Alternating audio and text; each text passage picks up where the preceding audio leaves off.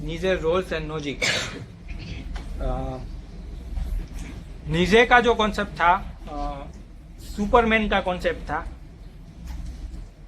ये हमारा जो सुपरमैन है, पेन के ऊपर चड्डी पहनता, वो he was inspired from नीजेस concept of Superman. हुआ ये कि नीजेस उबर स्मार्ट या ऐसा कुछ कहा जाता है जर्मन में, he was a German philosopher. तो उसमें से एक एंटी हीरो सुपरमैन आया पहले। इसकी जो कैरेक्टरिस्टिक है, that is more like a villain than a hero. यहाँ का जो सुपरमैन है, तो उसके ऊपर सबसे पहले जो कॉमिक बनी वो विलेन टाइप की थी, सुपरमैन जिसमें अच्छा कैरेक्टर नहीं था। बाद में वो पॉजिटिव एस्पेक्ट आया, अब वो हीरो बन गया है। वो तो धीरे धीरे इवोल्यूशन हुआ है सुपरमैन का, लेकिन ओरिजिनली वो वॉज एन एंटी हीरो। सो वो नीचे का रोल था, उसका जो सुपर हीरो था, सुपरमैन था, even he was a anti hero. Overall concept क्या है कि हमारी जो मोरालिटी है वो इट्स ए स्लेव मोरालिटी। वो जिसके पास पावर नहीं है, जो स्लेव है, उन लोगों के लिए बनी हुई मोरालिटी है, मास्टर की मोरालिटी नहीं है। So he criticized all over existing morality. So what he proposed is कि पूरी सोसाइटी जो है वो बनती ही इसी कारण के लिए है कि ताकि एक सुपरमैन बन सके उसमें से। सुपरमैन क्या है कि एक आइडियल बंदा है जो सबसे सुपीरियर है सब इंसानों से, लेकिन सबको सुपरमैन नहीं बनना है, because everyone can not be. Superman is only one. There is only one Napoleon, then there is only one Caesar, there is only one Hitler. तो एक ही हो सकता है। तो बाकी के लोग क्या करेंगे? सो उन लोगों की वर्थ ही उसी तरह इवेल्युएट होगी कि आपने सुपरमैन बनाने में आपने क्या किया। जब सुपरमैन की चड्डी बनाई तो that's your life is worth. So that's the conception of society. So obviously he was favorite of Hitler. तो इसमें कोई अच्छी बात नहीं है, सब बुरी बात ही है। अच्छी बात यह है कि उसने कहा था God is dead. God is dead का मतलब क्या होता है कि morality is not dependent on dead God. God के ऊपर हमारी मोरालिटी डिपेंडेंट नहीं है। क्रिश्चियन मोरालिटी क्या थी? एक अच्छी बात यह थी कि he was anti religion, that was one good thing. Second good thing was morality is not based on any superstitious entity. God पे या फरिश्ते पे, ऐसी कोई भी चीजों पे मोरालिटी डिपेंडेंट नहीं है। मोरालिटी ऑटोनोमस है। वो क्या है तो सुपरमैन जो करेगा ना वो मोरालिटी है। So that's a good bad thing, but good thing is there is no religion in it.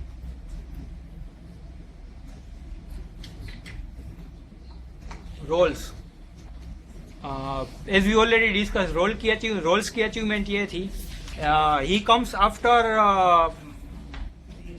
1950s और 1960s में उसका he gave his theories. So what was the time? Communism और कैपिटलिज्म के बीच में कोल्ड वॉर चल रहा था। So at that time his theory came. So it's very important in reconciling capitalism and communism, क्योंकि उसने इक्विटी प्रिंसिपल और लिबर्टी प्रिंसिपल को फ्यूज कर दिया। So that's the importance of roles.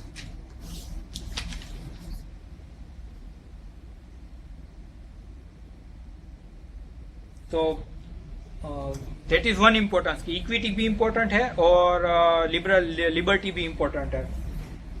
So equality वाला प्रिंसिपल है, that can be compared with Gandhi ji Antyodaya. तो उसमें क्या होता है कि अमीर लोगों को अमीर तभी बनने देना चाहिए जब his richness contributes to the alleviation of suffering of a poor. So अगर पुअर लोगों की सिचुएशन अगर इम्प्रूव होती है, only then you should allow free trade and free business. तो simple logic is taxation. Tax करो, वहां से पैसा लो और इन लोगों को दे दो। या तो you support activities which is more employment intensive, ताकि वो कैपिटलिस्ट पैसा बनाए और इन हिज वे एम्प्लॉयमेंट भी जनरेट हो। सो ऐसे विन विन सिचुएशन जैसा है। दूसरा एक रोल का कॉन्सेप्ट ये था कि veil of ignorance. Veil of ignorance ये है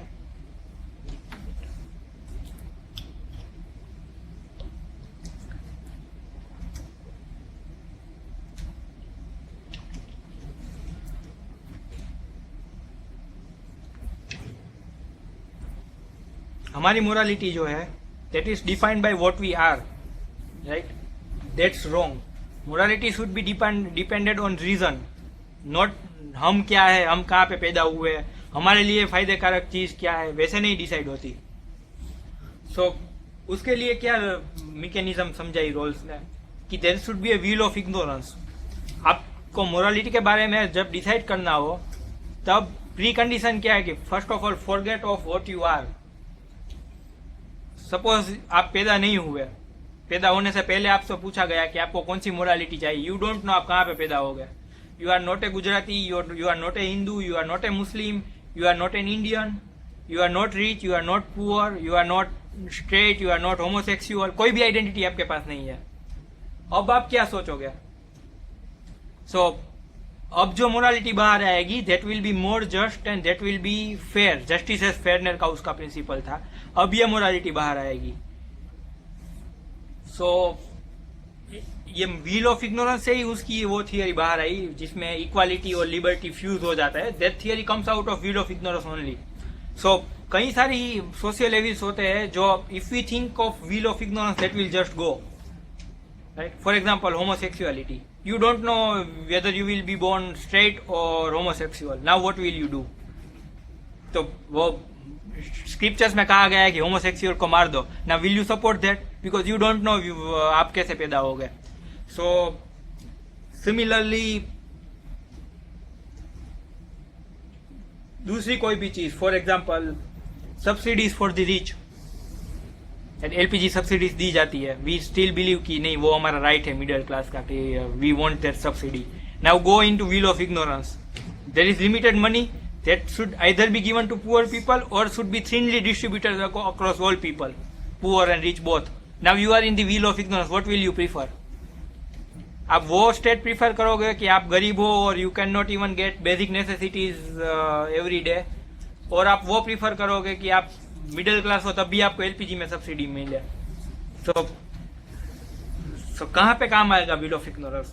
wherever you are at the advantage position, just because of your birth, just because of your social setup, then veil of ignorance is very important, because वो आपको डीकंडीशनिंग कर देता है आपका।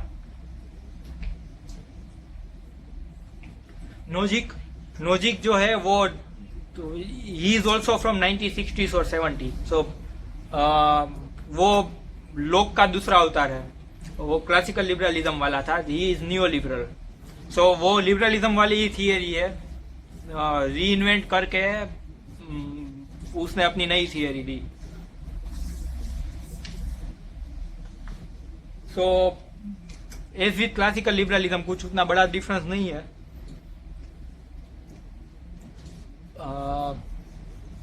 Fundamental rights होते हैं और टैक्सेशन के, he is very critical of taxation, taxation कम होना चाहिए। सो ये सब फ्री मार्केट आइडियोलॉजी है that is supported by Nozick. Relevance क्या है? First of all Nozick right की बात करता है तो उसका मतलब ये नहीं कि आप उसको राइट टू एजुकेशन के साथ जोड़ दें, because he never supported positive rights, he always supported negative rights. Negative rights is like state intervention नहीं करता उस बारे में। ऐसा नहीं है कि आपको एक्टिवली सपोर्ट कर। Right to education is a positive right, because वो बच्चे को घर से बाहर निकाल के उसको स्कूल में डालना होता है। नेगेटिव राइट कौन सा होता है? For example freedom of expression, freedom of moving, article 19 वाले जो राइट है that's basic rights. Negative rights उसमें स्टेट आपको इंटरवेंट नहीं करेगा, आपको बोलना है तो बोलो, नहीं बोलना है तो मत बोलो, स्टेट आपको कुछ नहीं कहेगा। तो that's negative right. He supported negative rights. Negative rights कहाँ पे रिलीवेंट है? ट्राइबल राइट्स, ठीक है, फोर्सफुली लैंड एक्विजिशन होता है। सिमिलरली फार्मर्स राइट्स, वहां भी लैंड एक्विजिशन एक्ट में जो एक्विजिशन है दैट इज फोर्सफुल। सो डिस्पोसेस्ड या गरीब लोग हैं, उन लोगों के जो नेगेटिव राइट्स है वो भी मेंटेन नहीं होते। Let forget about positive rights. तो वहां पे Nozick principles are very relevant.